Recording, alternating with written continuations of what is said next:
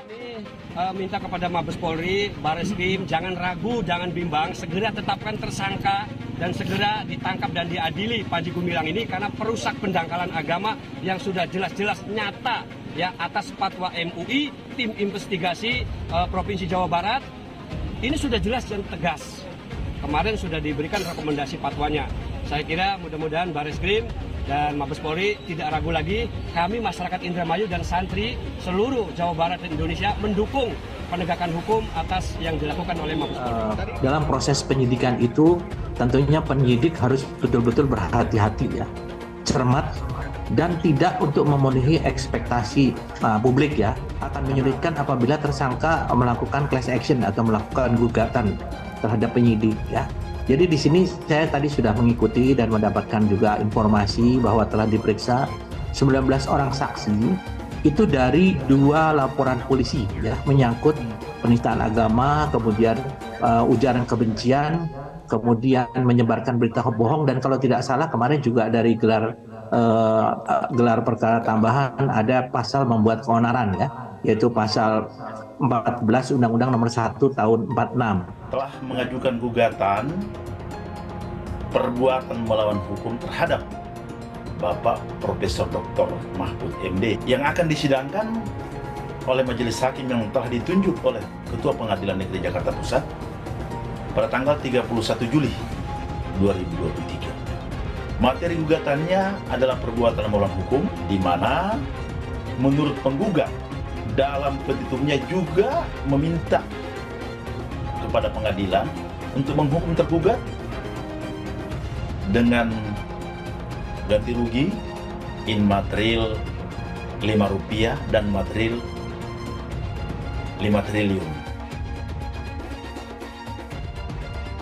Jurus mabuk Panji Gumilang yang katanya segera tersangka. Dikutip dari republika.co.id, ada satu keyakinan yang mengemuka begitu kita mencermati kasus yang melilit pimpinan pondok pesantren Ma'had Al-Zaitun Syekh Abdul Salam Rashidi Panji Gumilang, yaitu sosok kelahiran Gresik, Jawa Timur 30 Juli 1946 itu. Kian tersudut sebagian kawan menyebutnya tengah panik. Keyakinan ini pun muncul tidak serta-merta. Perkara yang pernah membelit Panji Gumilang menguap begitu saja, bahkan ada yang dikeluarkan SP3 atau surat perintah penghentian penyidikan dan pra-peradilan.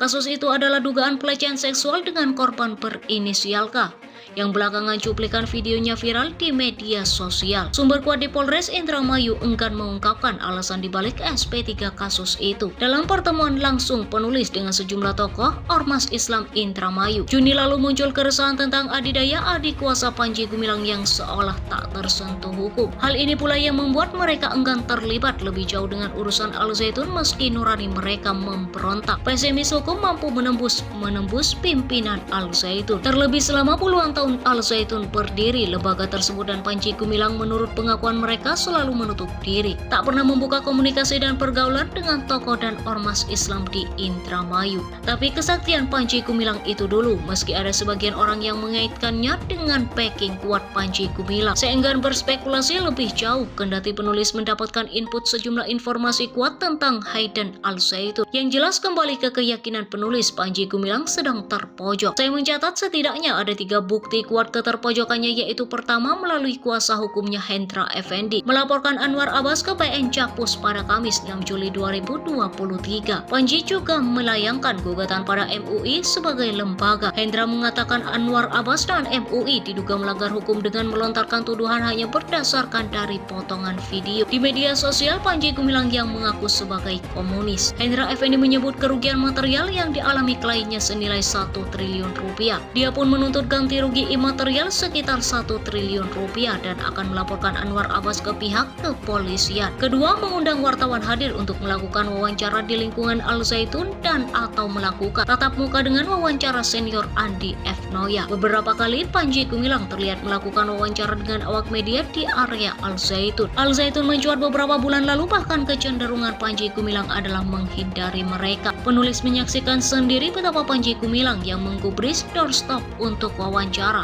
dengan awak media seusai menggelar pertemuan dengan tim investigasi Al Zaitun Pemprov Jawa Barat pada 23 Juni 2023 lalu. Belum lagi surat permohonan wawancara Republika jauh-jauh hari ke Panji Gumilang yang dijawab tuduhan adu domba. Ketika menggugat Menko Polhukam Mahfud MD kembali melalui kuasa hukumnya pada Kamis 20 Juli 2023. Menggugat Mahfud MD ke Pengadilan Negeri Jakarta Pusat atau PN Jakpus, Panji menuntut Mahfud atas nilai kerugian senilai 5 triliun rupiah. Gugatan tersebut sudah terdaftar dengan nomor perkara 445 per PDT.G 2023 per PNJKT.PST. Salah satunya adalah tindakan melawan hukum. Ini yang paling konyol karena gugatan tersebut akhirnya dicabut dalam waktu yang singkat, kurang lebih 24 jam dari pengajuannya.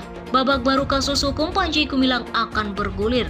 Sumber kuat menguat akan ada perkembangan terbaru. Kasus Panji Gumilang pekan depan, Bareskrim Polri mengantongi 3 unsur pidana yang diduga dilakoni Panji Gumilang setelah gelar perkara dalam tahap penyelidikan pertama pasal 156A KUHP tentang penistaan agama, kedua pasal 45A ayat 2 Junto 28 ayat 2 Undang-Undang Nomor 11 Tahun 2008 tentang Informasi dan Transaksi Elektronik atau ITE. Ketiga pasal 14 Nomor 1 Tahun 1946 tentang Peraturan Hukum Pidana yang mengatur terkait berita bohong. Belait itu menyebutkan barang siapa dengan menyiarkan berita atau pemberitahuan bohong dengan sengaja menerbitkan keonaran di kalangan rakyat dihukum dengan hukuman penjara setinggi-tingginya 10 tahun.